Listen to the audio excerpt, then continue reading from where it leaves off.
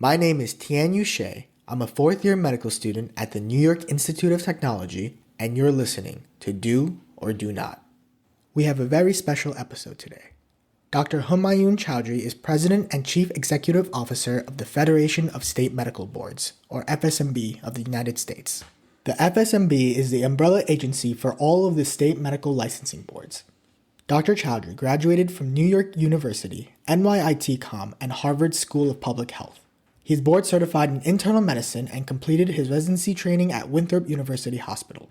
In addition, he served as health commissioner for Suffolk County and was flight surgeon with the 732nd Airlift Squadron and as the medical operations flight commander.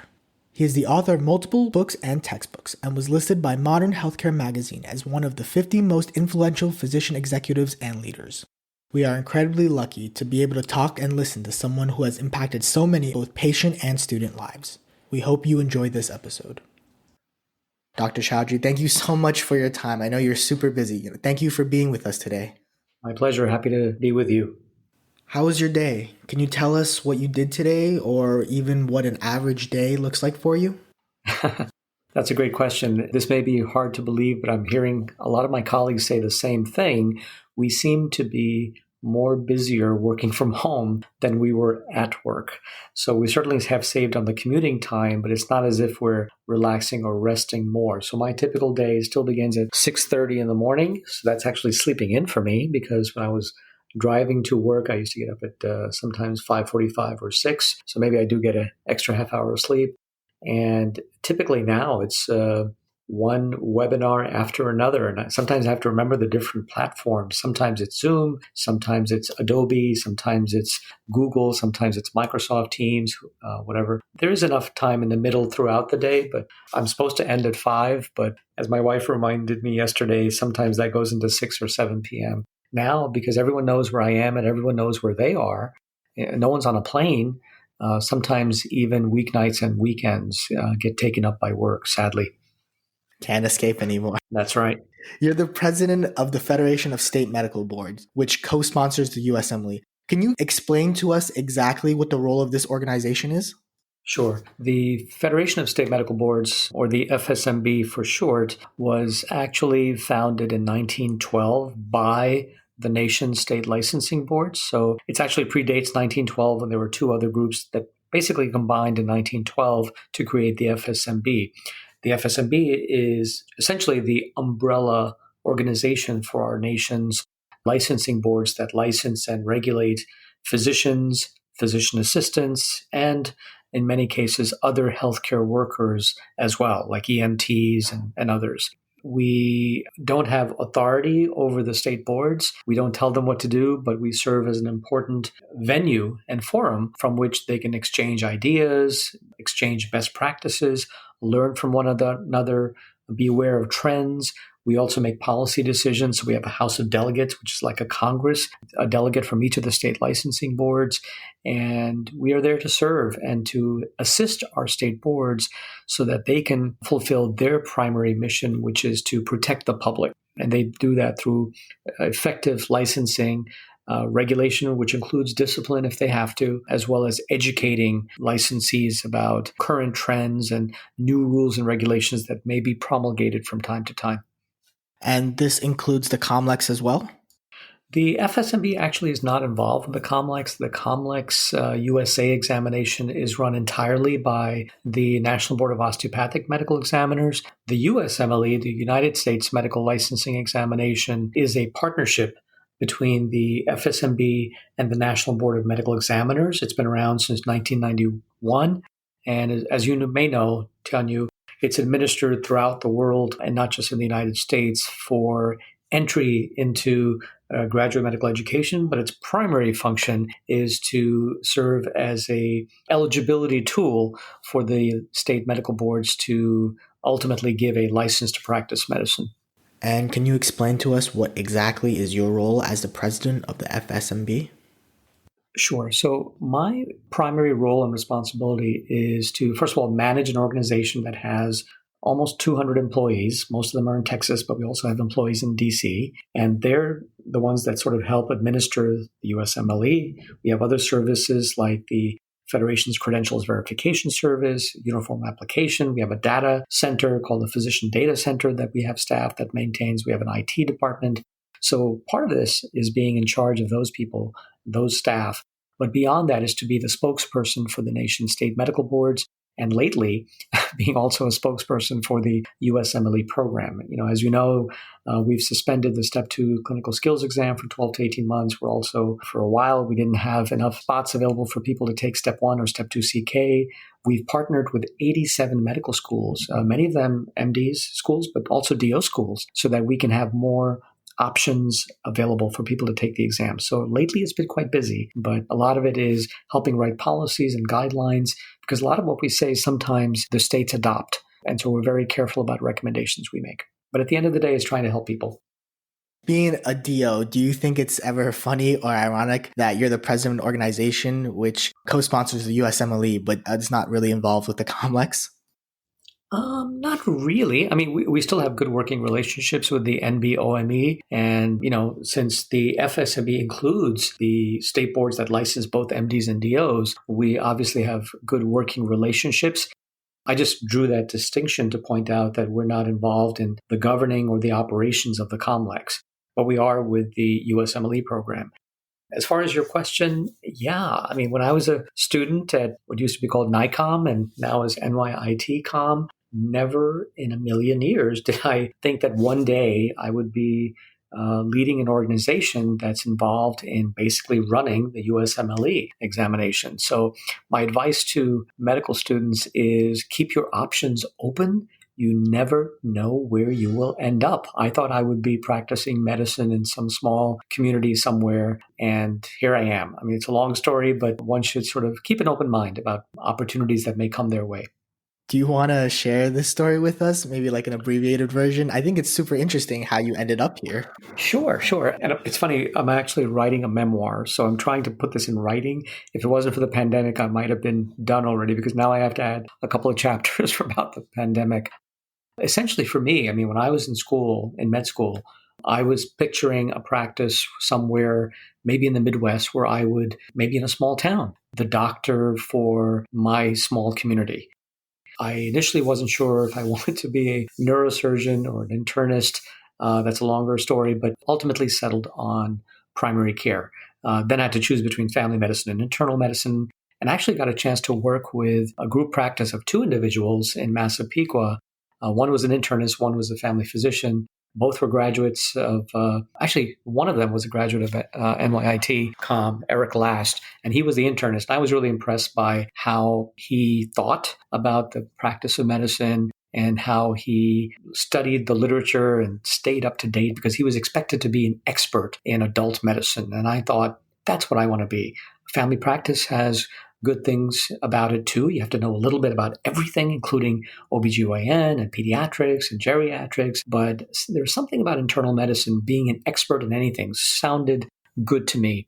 And then when I went to my residency, I did my internship at St. Barnabas Hospital in the Bronx, a rotating osteopathic internship, and then did 3 years of internal medicine at what's now known as NYU Winthrop Hospital. Fantastic hospital, wonderful hospital, great education. And I was thinking, as soon as I'm done with my residency, I'm going to be a practicing general internist.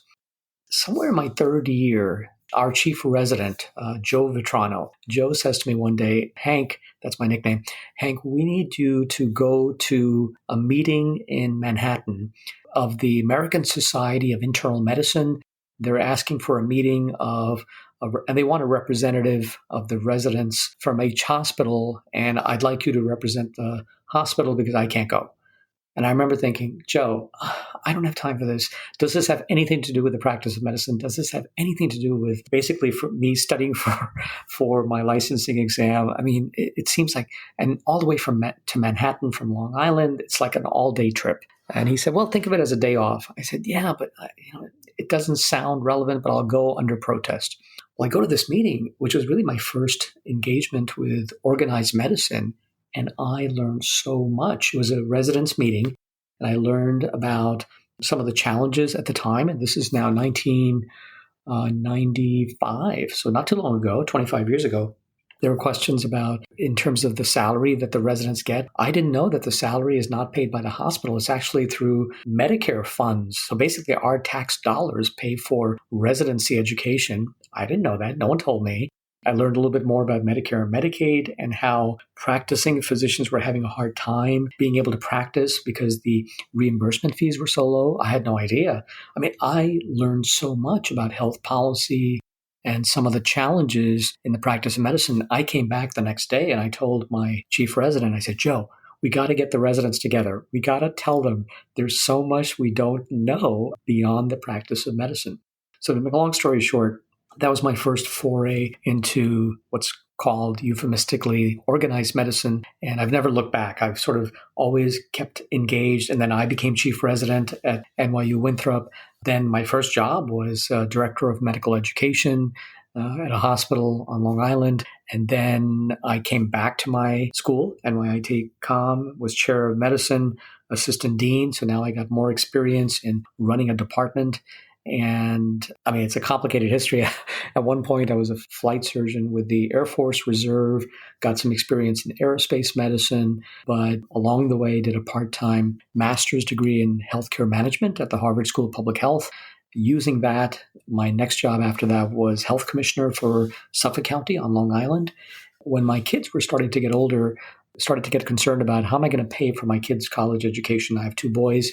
So I started looking for opportunities, and that's when somebody recommended the FSMB. I mean, went through a whole search process, but here I am. 10 years later, I'm still with the FSMB and really like my job because I'm not taking care of patients at the bedside anymore. I've done that for about 16 years, but I am sort of involved in healthcare and taking care of populations.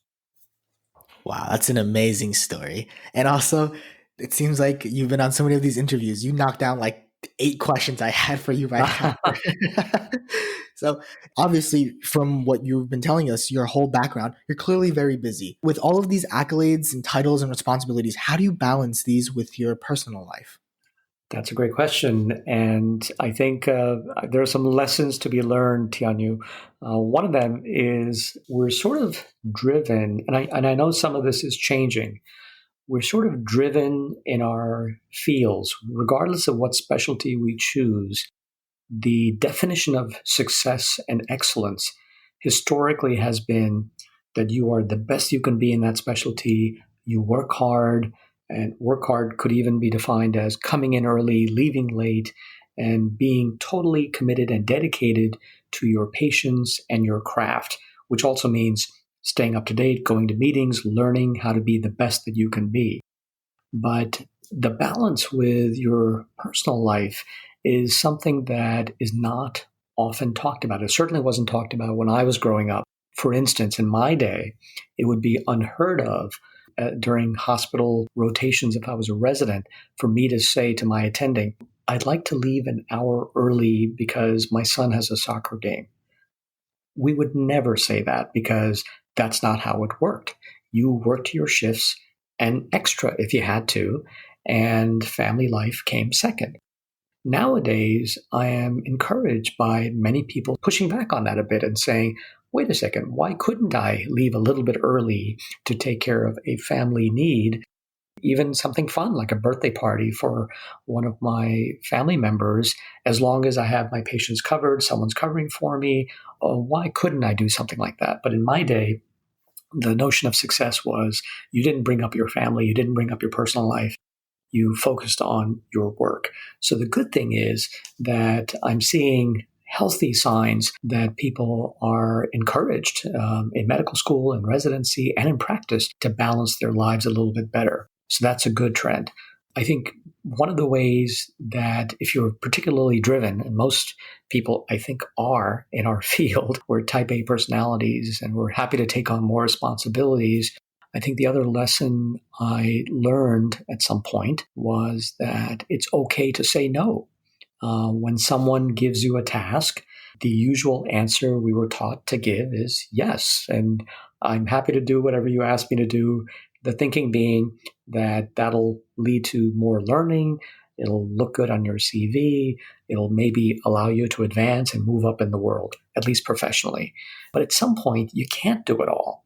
And I remember distinctly because I was always known as the person to go to. And I don't know if you're familiar with this expression, Tianyu, but when you want something done, this is commonly known, and that's not just unique to medicine. You don't go to someone who has a lot of free time on their hands to get a task done. You actually go to someone who's already doing a lot of things. Now, that sounds counterintuitive, but somebody doing a lot of things suggests that they know how to multitask, they know how to get projects done, and if they agree to your project, they will get that done as well. Someone, and it sounds counterintuitive, but someone who doesn't have as much time doesn't mean they can't do it, but there may be some issues where they can't necessarily do it on time for whatever reason. So I became known as sort of the person to go to get something done. I remember the first time I was chair of medicine at NYIT-COM, and our dean at the time, Dr. Barbara Ross Lee, one day at a dean's meeting said, Hank, I'd like you to apply for a grant for this particular study, and there's grant monies that I just became aware of, and I'd like you to lead the project. And I said something I had never said before. I remember all the other deans sort of looked at me. I said, actually, Barbara, I'd like to, but I'm actually overextended and I don't have the time. And everyone was like, whoa, there was like a pause. And even the dean looked at me and said, okay, thank you for sharing that. Is there anyone else who'd like to? And I remember thinking, that felt good. It's okay to say no. It's not easy. So I think part of the challenge is we have to sort of balance and prioritize, and family should have a greater priority than it has. And I regret not being there for my family. I'm trying to make amends even now. My kids are 27 and 25 now, but some of those moments you can't retrieve. You can't go back. And so you do the best you can, but it's not easy. I think that's great advice. I know you mentioned earlier that you don't practice clinical medicine anymore. Do you miss it? So do I miss it? Yeah, I did, especially in the first year. What happened was when I became health commissioner in Suffolk County, that's a big jurisdiction. It's a 900 square mile territory. And if you're from Long Island, you know this already. But it has a population of 1.5 million people. And when I was officially nominated and then appointed by the legislature of Suffolk County to become health commissioner, suddenly it occurred to me, wow, I am the chief doctor for 1.5 million people. And there are so many things. We had a budget of $400 million. We had something like 1,500, 1,600 employees. We had 80 buildings. We were in charge of the medical examiner's office. We were in charge of public health. We were in charge of sanitation. We were in charge of the water. I learned we had 200 beaches on Suffolk County. I didn't even know that as a person who lived in Suffolk County. So there was a lot of responsibility, and I was the sort of point man. So I was like, you know what? And they didn't prohibit me from seeing patients, but I was like, how am I going to take care of 1.5 million people, basically, and still have a practice? So I decided to stop my practice at that point. And I'm glad I did because, things got really busy. We had the last pandemic, H1N1 influenza, I had to deal with in 2009 as health commissioner. And I'm glad I didn't have sort of a practice on the side. I would say to anyone who's interested in getting involved in health policy or organized medicine or in leadership and administrative roles, to keep your clinical skills going as long as you can, because it gives you credibility. It's part of why we went to medical school. But at some point, you also have to know when to sort of let go. And it wasn't easy. The first year was the hardest because, not only was I think I was a good primary care doctor, but I was also good in OMT, osteopathic manipulative treatment. And suddenly now I'm not using my hands to do as much OMT. And as each year went by, I've never been prohibited, even in my current job, from seeing patients. I just can't fit it in. I would really be working a lot harder. And this goes back to my being able to say no. So that was one of the tough answers for no. But as each year goes by, I don't regret it as much because medicine changes so much. It's not like something I can just easily do again tomorrow. I can in an emergency, obviously. If someone needs help, I'm happy to help. But think about how much diabetes has changed, or the cancer management, infectious diseases even, and some of the new antibiotics and so forth. So I do miss it, but you got to move on sometimes. Since you brought up the H1N1 outbreak a couple of years ago, I read an op-ed article that you wrote a few years back, and I'm quoting from the article. Access to timely data and the ability to rapidly transmit that information to the public is critical for healthcare departments. This highlights the use of advanced technology in tracking H1N1, and it keeps in close communication with local, state, and federal health officials. What are your thoughts about something like that and adopting that approach to the current COVID outbreak? I think you're referring to an op ed I wrote in Newsday in 2009, once the H1 influenza pandemic sort of died down and sort of didn't become as big a concern as we thought. And so I decided to reflect on how technology was playing a major role, this is 11 years ago, in helping get the word out and share information. And I remember writing, what's really been helpful, and this is going back 11 years, what's really been helpful is a social media tool that many people are starting to use called Twitter. And so we use that. I mean, we were among the first health departments to start utilizing that. And of course, today, everybody uses Twitter. The president uses Twitter. Everybody uses Twitter. So I think there's much more information that's accessible. But the challenge is that so much information is accessible that both for healthcare providers as well as for lay people, it's sometimes difficult to sort out what is credible or not, because there's a lot of misinformation out there as well. And there's a bunch of that today, actually, on the news. So how do you sort that out? I think for physicians, it's important to be consistent and rely on reliable sources. So for this pandemic, the COVID-19, we are reminding people that the NIH, the National Institute of Health, has an expert panel that regularly looks at treatment, prevention, and other management of COVID-19 with not only CDC and the FDA, but also it includes groups like the American College of Chest Physicians, the American College of Emergency Physicians. So it's a nice mixture of public and private entities getting together with experts and reviewing the data, the science that keeps coming out every day, and making some recommendations. And there's a link to that website, and I urge people to go to that website because it's updated every few days with new information. So when someone says, what about this drug? What about that drug? That's the site that I turn to because it's essentially the world's experts come together to evaluate, how do you do that? So information is great. It just has to be screened and utilized in the right way because literally, Tianyu, there's too much information out there. I understand. That makes perfect sense. Can you tell us some challenges? You told us one just now. Can you tell us some challenges when creating or changing these healthcare policies? Sure. You remind me of when I was health commissioner.